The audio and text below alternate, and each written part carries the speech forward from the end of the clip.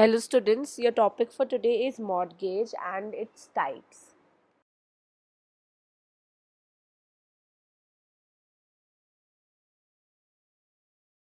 So mortgage loans are the one of the most common forms of home finance. A mortgage loan is a transfer of interest in an immovable property to secure the repayment of the loan.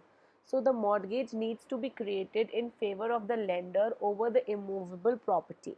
According to Transfer of Property Act 1882, various types of mortgages are explained ahead.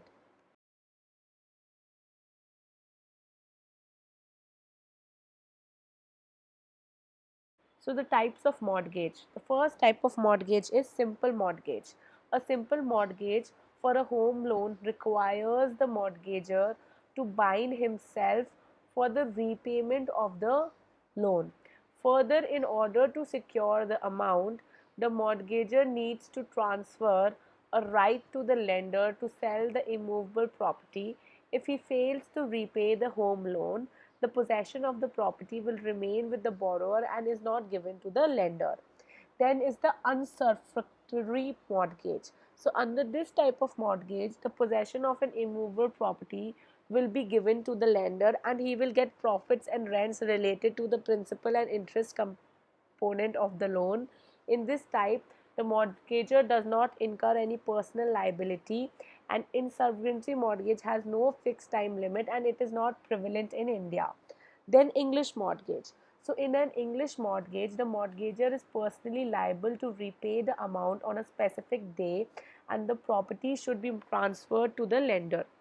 However, such a transfer comes with a provision that upon the repayment of the loan, the mortgager will recover the money on the pre-decised day.